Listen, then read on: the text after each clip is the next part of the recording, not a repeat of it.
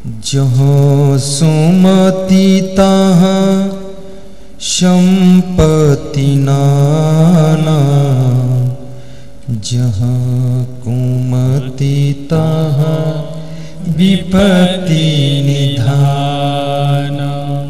3 बार गाना है इसको, महिलाओं गाओ। जहाँ सुमति तहाँ संपत्ति नाना, जहाँ सुमति तहाँ संपत्ति नाना, जहाँ कुमति तहाँ विपत्ति निधाना।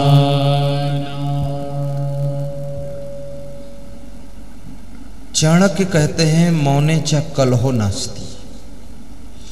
जब घर में कलह कलेश बढ़ने लग जाए, कहना सुनना ज्यादा होने लग जाए, तो क्या करना चाहिए? मौन की साधना करनी चाहिए, मौन व्रत।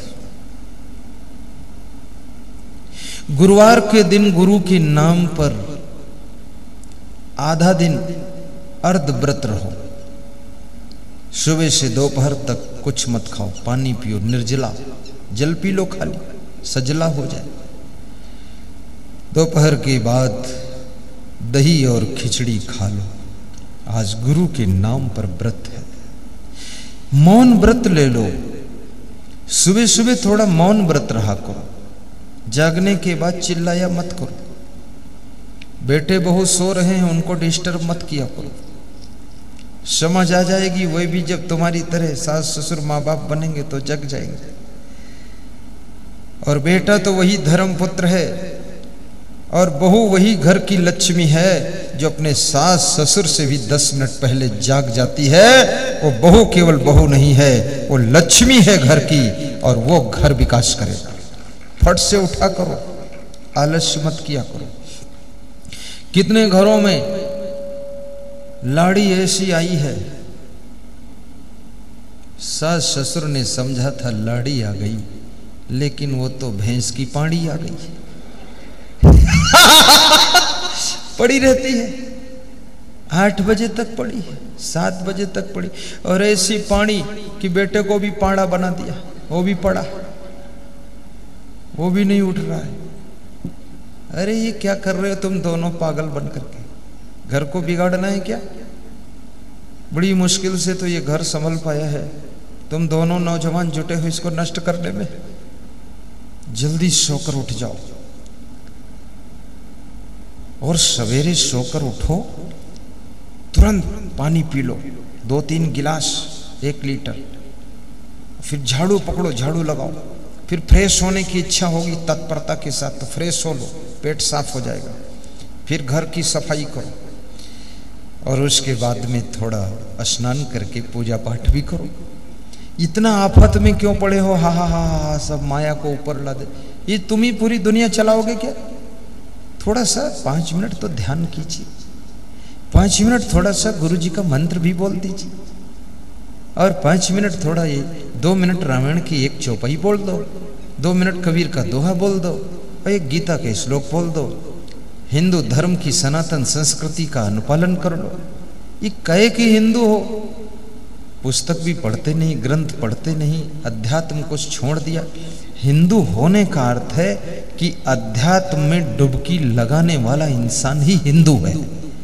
हिंदू कोई साधारण शब्द नहीं है। हिंदुस्तान की शोभा हिंदू, और हिंदू के कारण ये हिंदुस्तान और हमारा जो धर्म है, धर्म शास्त्र को अध्ययन करना, साथ में प्रवचन भी सुनना। उसके बाद मधुर मधुर प्रवचन बजाइए सुबह सुबह। अच्छा साउंड सिस्टम रखिए अपने घर में, महंगा वाला। ये सस्ता लाओगे कौवा बोली बोलेगा, महंगा वाला लाइए जो मधुर मधुर कोयल की तरह मिठास बोले। लगा दीजिए साउंड में। गुरुदेव जी की पेन ड्राइव खरीदिए, 150 घंटे का प्रवचन। मेमोरी कार्ड लीजिए, 60 घंटे का प्रवचन। मोबाइल से उसको सुनिए, इसको साउंड में सुनिए। घर का वातावरण सत्संग में। कल पश्चिम बंगाल से फोन आया, तो एक माता जी कह रही थी कि मैं जब मौका पाती हूँ बस प्रवचन ही प्रवचन सुनती हूँ। 150 घंटे पेन ड्राइव है, रोज सुनती हूँ। तो मेरे पति कहते तुम पागल हो गई हो, घर को पागल बना दोगी, ये हर समय प्रवचन क्यों सुनती हो? उसने कहा जब खाली हो झटपट काम कर लिया, खाली हो गई, प्रवचन सुनते हैं। तुम्हारी पत्नी यदि प्रवचन सुनती है तो उसको मना करने से भी तुमको पाप लग जाएगा। और अगर तुम्हारी पत्नी प्रवचन सुनती है तो टीवी का कनेक्शन करवा दो, आस्था चैनल और आस्था भजन चैनल का, तो तुमको बहुत बड़ा पुण्य बढ़ जाएगा। तुम नहीं सुन पाओगे लेकिन उसके सुनने में मदद करोगे। तुम्हारी पत्नी अर्धांगिनी है और सत्संग सुनने से बड़ा पुण्य और कोई नहीं होता है, सबसे अधिक पुण्य इससे मिलता है। सत्संग कराने से भी महापुण्य होता है। सत्संग कराना भी चाहिए। सत्संग कराने से जितनी आत्माएं सत्संग सुनती हैं उनको शांति मिलती है, उनको संस्कार मिलते हैं, उनके स्वभाव सुधरते हैं, तो जीवन धन्य हो जाता है। इसलिए सत्संग कराना भी चाहिए। जैसे अभी हमारे श्री डॉक्टर उपाध्याय जी, प्रमोद भैया करा रहे सत्संग। ये कितनी आत्माएं आई हैं, करीब 2000 लोग बैठे हुए हैं, 2000 2500 ये सत्संग सुन रहे हैं।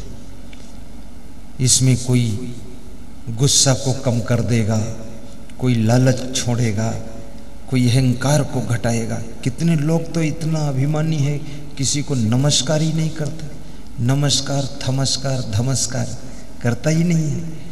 पूरा अहंकार, बेकार, कौन करे स्वीकार। तो नमस्कार भी आ जाती सत्संग से। डॉक्टर दिलीप यादव, बैंक के मालिक, नेपाल, सप्तरी जिला, राजबिराज शहर, वो कह रहे थे मैं शायद जिंदगी में इतना विनम्र हुआ नहीं हूं, हाथ तो किसी को जोड़ता ही नहीं हूं मैं, लेकिन आपके सत्संग से और आपकी वाणी से बहुत विनम्र हो गया। बोले बहुत नम्रता आ गई है। तो हमने कहा इससे कुछ फायदा हुआ? बोले फायदा तो इतना हुआ है जिसकी था नहीं। क्या हुआ? बोले नेपाल में हमारी अनेक बैंकें चल रही हैं, डेली का प्रॉफिट 1-2 लाख का आ रहा है। बोले अभी आपका सत्संग सुन करके तो फायदा ये हुआ कि हमारा दुगना हो गया प्रॉफिट, सुधार कर लिया स्वभाव में। तो सत्संग तुम्हारे स्वभाव को भी सुधारता है, तुम्हें विनम्र बनाता है, काम करने की कला भी सिखाता है। तुम्हारे अंदर छोटी मोटी कलाएं नहीं है, तुम बहुत बड़े कलाकार हो, लेकिन तुम अपनी कलाओं का प्रयोग नहीं कर पाते हो। कभी अहंकार के कारण, कभी लोभ के कारण, कभी क्रोध के कारण, कभी मोह के कारण, कभी ईर्ष्या के कारण, कभी आलस्य के कारण, कभी नाराजी के कारण तुम अपने गुणों का प्रयोग नहीं कर पाते हो। और सत्संग इन सब अवगुणों को दूर कर देता है, तो तुम अपनी कलाओं का प्रयोग करते हो।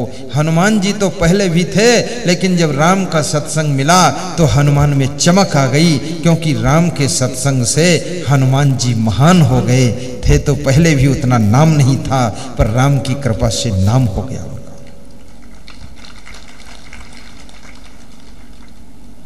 राम भगवान भी अयोध्या में पहले से थे, लेकिन वनवास में जा करके जो उनमें चमक आई है, सभी साधु संतों के आश्रम पर जा जा करके सत्संग सुना, भक्ति किया, सबको नमस्कार किया, सबका आशीर्वाद लिया, तो राम का जीवन कितना चमकने लगा। सारी दुनिया के लोग गाने लगे कि सिया राम मैं सब जग जानी, करहो प्रणाम जोरी जुग पानी। इसलिए सत्संग हमको श्रवण भी करना चाहिए, सत्संग अपने गांव में कराना भी चाहिए। और दुनिया के सारे काम करते हो तो एक काम ये भी जीवन में जोड़ लीजिए, सत्संग, और इससे जिंदगी बदल जाएगी बहुत लोगों की। आज मैं एक सज्जन को बता रहा था, कोई जन्मजात ना साधु होता है, ना कोई जन्म से डाकू होता है। अगर डाकू बनने वाले वातावरण में वो रह रहा है बचपन से, तो फिर वो डाकू बन जाएगा, और साधु बनने वाले वातावरण में पड़ गया तो साधु बन जाएगा, और चोरी के वातावरण में पड़ गया तो चोट्टा भी बन जाएगा, और झूठ के वातावरण में पड़ गया झूठ भी बहुत बोलेगा, और सच्चे वातावरण में पड़ गया तो सच भी बोलेगा। सफाई के वातावरण में रहता तो सफाई सीख जाएगा, और गंदगी में रहता है बचपन से तो गंदगी भी करेगा खूब। जैसे मैं साधु बना, मैं बचपन से साफ सफाई में रहता था। छोटे हम थे तो भी माँ जब पैर धोती थी मैं बोलता था जमीन में मत खड़ा करना, खाट पे बिठाओ। बोलती थी बहुत बड़े तुम पंडित बनते हो। हमने कहा और बड़ा पंडित बनूंगा, जमीन में पाँव मत रख देना। तो बोले लो बैठ जाओ खाट पर महंत बन करके। तो मैं बैठता था, पैर जब सूख जाते थे मैं बोलता चप्पल ला कर दो, यहाँ पहन कर उतरूंगा। तो बोलती थी तुम बहुत महात्मा बन रहे हो। तो हमने कहा बनूंगा कभी न कभी। वहीं से सफाई रखता था। आश्रम आया, वहां सफाई शुरू किया मैंने। वहां की बाथरूम शौचालय सब मैं साफ करता था आश्रम में। छत धोता था आश्रम की, सब दीवालों को धोता था, बाल्टी में पानी भर भर के फेंक फेंक अपने हाथों से धोया। तब ये कोई संत नहीं थे इसमें से, खुद जुटते थे। अब जिसके घर में हम निवास करते उसकी सफाई हमारे साधु शुरू करते। वो खूब साफ किया है भगत, फिर से ये चालू करते, झाड़ू पोछा रगड़ो, कहाँ जाला है और कहीं गंदगी मिले। और जो आदमी सफाई रखता है गंदगी नहीं रखता है, याद रखना उसको 3 चीजें निःशुल्क में मिलती है। एक तो प्रसन्नता मिलती है, दूसरे स्वास्थ्य मिलता है और तीसरे लक्ष्मी की कृपा उसके ऊपर बरसती रहती है। इसलिए तो नरेंद्र मोदी प्रधानमंत्री ने सफाई का अभियान ही चलाया, बैठते ही गद्दी पर अपनी। गरीब घर का बालक है वो, उसकी माँ मजदूरी करती थी, वो भी सफाई करती थी। माँ उसकी बर्तन सफाई करती थी, घर सफाई करती थी, झाड़ू पोंछा लगाती थी, मजदूरी करती थी। माँ भी सफाई में लगी थी और उसका बेटा पीएम बना तो फिर वो भी सफाई शुरू किया। बहुत सफाई पर उनका ध्यान है कि कोई ऑफिस में थोक नहीं सकता, पुड़िया खाकर नहीं आएगा, ये होगा वो होगा, सब बताते हैं। तो सफाई तुम भी अपने घर में रखो और सभी सफाई के पहले आप अपनी बुराई की सफाई करो, आप अपनी आदतों की सफाई करो, अवगुणों की सफाई करो। पान पुड़िया तंबाकू बीड़ी सिगरेट गांजा चरस ये सब अवगुणों को छोड़ो, नशा की सफाई करो। और याद रखना जब तुम खुद की सफाई करोगे, फिर घर की सफाई करोगे, फिर गाड़ी की सफाई करोगे, फिर कपड़ों की सफाई करोगे तो तुम्हारे घर के दरिद्र की भी सफाई हो जाएगी, दुख की भी सफाई हो जाएगी और घर में सुख शांति संपत्ति निवास करेगी। कभी नाक अपने कपड़ों में मत पोंछो। कितनी महिलाओं को देखता हूं ये आंचल को लेकर के नाक पोंछ लेती और फिर उस आंचल से मेरे चरण पोंछ देती। तो मैं बोलता हूं मत पोंछना, बोली थोड़ा माल तुम भी ले जाओ। स्पेशल फैक्ट्री का माल है ये, हाँ निजी कंपनी से बनता है। कितने पुरुषों को देखता हूं वो एक छोटा सा कपड़ा रखते हुए ऐसा मुंह पोछा, जिसको यहां जो भी कहते हैं रूमाल, छोटा जिम में चरण धोते, फिर उसमें दिन भर अपना मुंह पोछा, 3 दिन से अपना मुंह पोछा, पसीना पोछा, कीचड़ पोछा, नाक पोछा, हाथ पोछा, सब पोछा। उसके बाद मेरे चरण धोकर मेरे चरण पोंछ दिया, सारा माल लगा दिया 3 दिन का। अरे उसमें मत पोंछना। मेरे संत लोग सावधान रहते, जब कोई चरण पोंछता है तो संत लोग अपना कपड़ा भी लेकर तैयार रखते। अगर गंदे से कोई पोंछ, अरे रुको रुको रुको रुको, इससे पोंछो। सफाई, दांतों को भी साफ रखो। जिसके दांत साफ रहते ना उसको लक्ष्मी आशीर्वाद देती है। दांत ठीक से साफ रखो। कोई भी तंबाकू वंबाकू का रंग नहीं लगना चाहिए उस पर, खाना ही नहीं चाहिए। महिलाएं तंबाकू नहीं खाती हैं तो क्या ये जीवित नहीं रहती? कितने लोगों की ऐसी आदत होती है, उनकी बीड़ी छोड़ा दो तो तंबाकू खाने लग जाते हैं, तंबाकू छोड़ा दो तो पुड़िया खाने लगे, और पुड़िया छोड़ा दो तो फिर सिगरेट पीने लग जाते हैं, और सिगरेट छोड़ा दो तो गांजा चिलम पीते। तो बोले आपने तो सिगरेट छोड़ाया था तो गांजा थोड़े छोड़ाया था, तो उसको चालू किया। अरे एक गड्ढे से गिरे दूसरे गड्ढे में, एक गड्ढे से निकलो दूसरे में गिर जाओ, दूसरे से तीसरे में, क्या मतलब निकला? फिर सब नशा मुक्त। और जो नशा मुक्त रहता ना उसके चेहरे पर सुंदरता बहुत दिनों तक रहती है। नशा से चेहरे की सुंदरता नष्ट होती है। आप अगर सुंदर रहना चाहते हो तो सब नशा छोड़ दो, बिल्कुल नशा मुक्त रहो। सुंदर रहना चाहते हो तो शरीर से कठोर परिश्रम भी करो, जल्दी बुढ़ापा नहीं आएगा। सुंदर रहना चाहते हो तो भूख से 30% भोजन कम खाओ और लिक्विड चीजें भी पी लो। लिक्विड मतलब जैसे आम का रस, गन्ने का रस, अंगूर है, ये खा लो। ज्यादा ना मिले कम खा लो। और चाय बिल्कुल कम पियो। चाय नहीं, चाय तो ठंडी देशों का पेय है ये। अमेरिका में बहुत ठंडी होती है, इंग्लैंड में, वहां पिया जाता है। अब तुम गर्मी में चाय पी रहे हो, खून खौल रहा है, चाय ज्यादा मत पियो। एक सुबह एक शाम पी सकते हो। और साधु को तो चाय पीने की जरूरत नहीं। साधु तो बस ठीक है, कहीं फल का रस मिल गया पी लिया, नहीं तो दाल चावल सब्जी रोटी में सब विटामिन प्रोटीन है। टोटल ये 4 चीजों में है। और बहुत भर भर के मत खाओ, कम खाओ। भूख लगे डरो मत कि नहीं खाऊंगा तो मर जाऊंगा। मरोगे नहीं, इसकी गारंटी मेरी है। भूख लगे 2 घंटा तक उसको भी सहन करो, थोड़ा पचने दो। और साथ में एक काम और करना, बुढ़ापे से बचना अगर है, हंसना सीखो। हंसने से बुढ़ापा देर में आता है। दुखी रहने से बुढ़ापा जल्दी आता है। टेंशन में रहने से बुढ़ापा जल्दी आता है। परोपकार करने से बुढ़ापा देर में आता है। दूसरों के प्रति शुभ कामना रखने से बुढ़ापा 20 साल देर आएगा। दूसरों के प्रति अशुभ कामना करोगे, बूढ़े जल्दी हो जाओगे। विषय भोग कम कीजिए। विषय भोग ज्यादा करोगे, उससे बुढ़ापा बहुत जल्दी आ जाएगा। संयम से रहो तो बुढ़ापा देर में आएगा। पेट को सही रखो, पेट में गड़बड़ी मत होने दो तो बुढ़ापा बहुत देर में आएगा। पेट में कब्जियत मत होने दो, 70 साल तक बूढ़े नहीं होंगे आप। पैदल 5 किलोमीटर चलो तो 85 साल तक बुढ़ापा आपको सताएगा नहीं। बाल सफेद हो जाएंगे फिर भी तुम बिल्कुल जवान जैसे रहोगे। और प्रसन्न चित्त रहो तो बुढ़ापा बहुत देर में आएगा।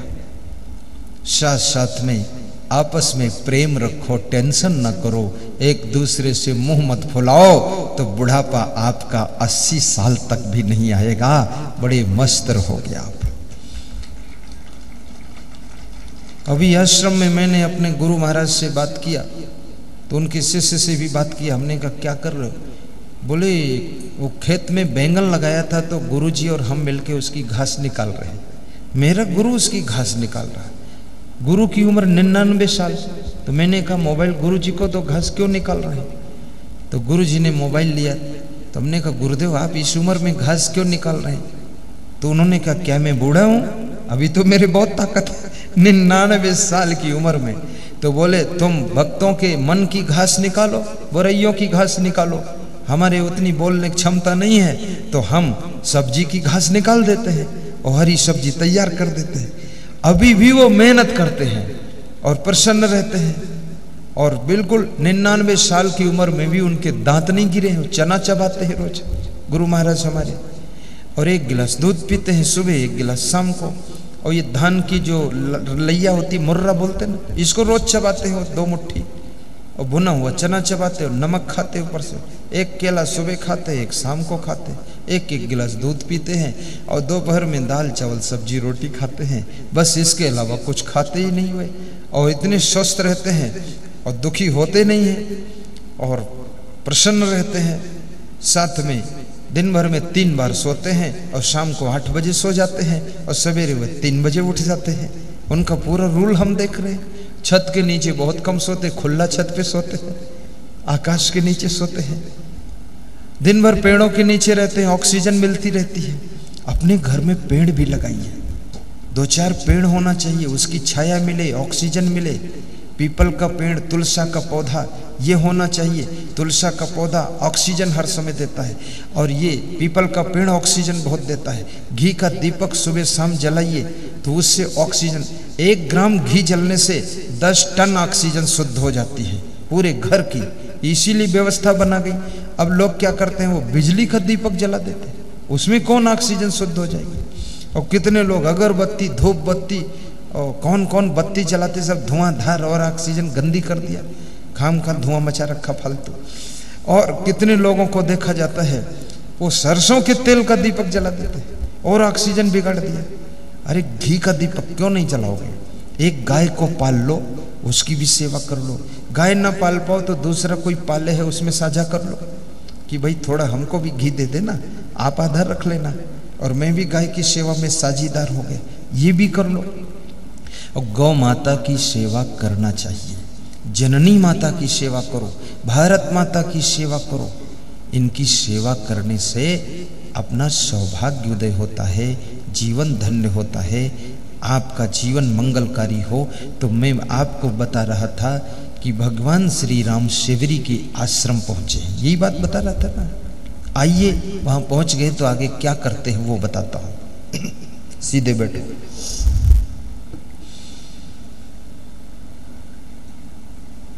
कही रघुपति सुनो भामिनी बाता, मानहु एक भगति करनाता, मानहु एक भगति करनाता, कहे रघुपति सुनु भामिनी बाता। बहुत बड़ी बात है।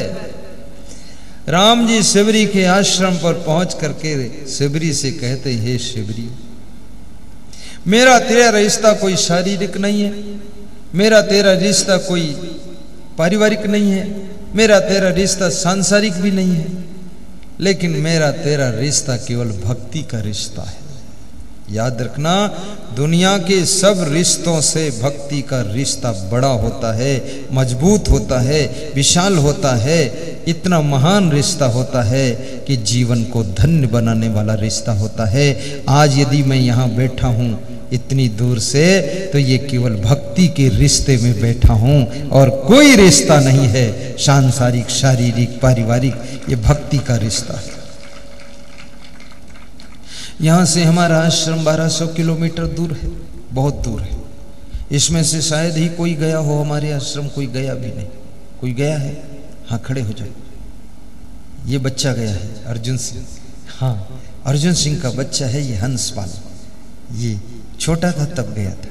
एक आदमी वो भी गया, 2। चलो 0 तो नहीं हुआ, कुछ तो। अच्छा अर्जुन सिंह, क्या बात है, बैठो बैठो।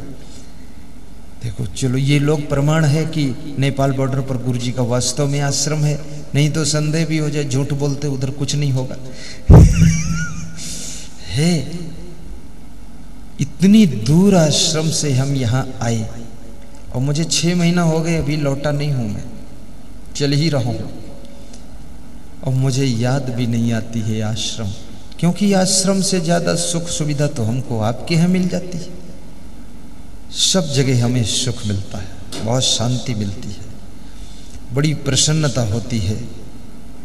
तो राम भगवान इतनी दूर अयोध्या है और शिवरी के साथ में उनका भक्ति का रिश्ता है। शिवरी की कुटिया में राम जी गए हैं और राम जी शिवरी से कहते, शिवरी घबराना मत, हमारा तुम्हारा भक्ति का नाता है और कोई दूसरा नाता नहीं है, और ये नाता सबसे बड़ा नाता होता है। इस नाता को हमें तुम्हें निभाना है। कहे रघुपति सुनो भामिनी बाता, मानहु एक भक्ति करनाता। भक्ति को बहुत बड़ा स्थान संत कबीर ने भी दिया है। संत कबीर कहते हैं, अरब खरब लो द्रव्य हो, अरबों खरबों धन हो जाए, उदय अस्त लो राज, सूर्योदय से लेकर के सूर्यास्त तक लंबा राज्य हो जाए, सीएम बन जाओ, पीएम बन जाओ, डीएम बन जाओ, कुछ भी बन जाओ, अच्छी बात बन जाओ, कोई बुरा नहीं, बनते रहो। लेकिन कबीर कहते हैं, दुनिया में कितना धनवान व्यक्ति हो, कितने बड़े पद पर हो, परंतु भक्ति के मूल्य के बराबर न धन का मूल्य है, न पद का मूल्य है। भक्ति को तराजू पर रख दिया जाए, दूसरे पल्ले पर धन राज्य को रख दिया जाए, डांडी पकड़कर उठा दिया जाए तो भक्ति का पलड़ा भारी हो जाएगा और धन राज्य का पलड़ा हल्का हो जाएगा। इसलिए भक्ति के महत्व को समझिए और भक्ति में डुबकी लगाइए। भक्ति में शक्ति को दुनिया ने जाना, श्री राम ने भी गुरु को है माना, श्री राम ने भी गुरु को है माना। भक्ति में शक्ति को दुनिया ने जाना, श्री राम ने भी गुरु को है माना। गुरु ही हरेंगे, गुरु ही हरेंगे तेरा तपन, गुरु भक्ति में तू लगा ले लगन। गुरु ही हरेंगे तेरा तपन, गुरु भक्ति में तू लगा ले लगन। तेरे अवगुणों का, तेरे अवगुणों का होगा दमन, गुरु भक्ति में तू लगा ले लगन। गुरु भक्ति में तू लगा ले लगन। जमाने में कितनी है रुसवाइयाँ, जमाने में कितनी है रुसवाइयाँ, राहों में कितनी है कठिनाइयाँ, राहों में कितनी है कठिनाइयाँ। श्रद्धा से गुरुवर को, श्रद्धा से गुरुवर को कर ले नमन, गुरु भक्ति में तू लगा ले लगन। गुरु भक्ति में तू लगा ले लगन। तेरे अवगुणों का होगा दमन, तेरे अवगुणों का होगा दमन।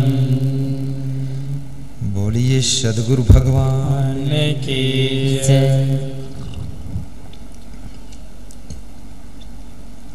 गुरु भक्ति में तू लगा ले लगन। गुरु भक्ति, मातृ भक्ति, पितृ भक्ति, देश भक्ति और गौ भक्ति, ग्राम भक्ति, कुटुंब भक्ति, ये भक्ति का विशाल रूप है। इस भक्ति को समझना, देश के प्रति अगर तुम्हारा प्रेम है, देश के लिए तुम कुछ बलिदान कर सकते हो, देश की रक्षा की तुमको चिंता है, तो समझ लेना कि तुम देशभक्त हो।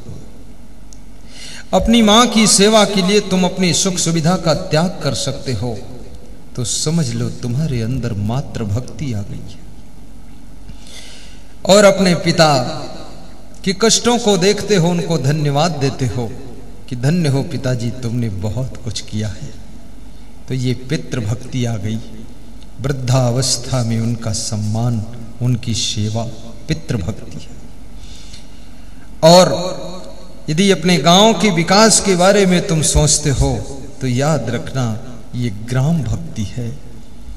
और यदि गायों को भटकता हुआ देखकर तुम्हारे अंदर करुणा आ जाती है कि मैं भी गायों की को सेवा करूं, गौशाला में जाकर के तुम भूसा भी दान दे देते हो, थोड़ा सा वहाँ पैसा दान दे देते हो, तो गौ भक्ति तुम करने लग गए।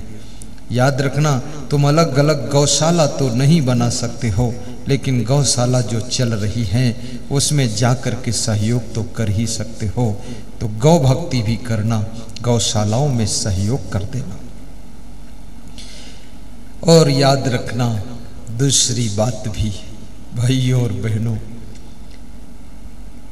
गुरु भक्ति, जिन गुरु के द्वारा ज्ञान मिलता है, संस्कार मिलता है, और गुरु मुख्य रूप से दो प्रकार के होते हैं।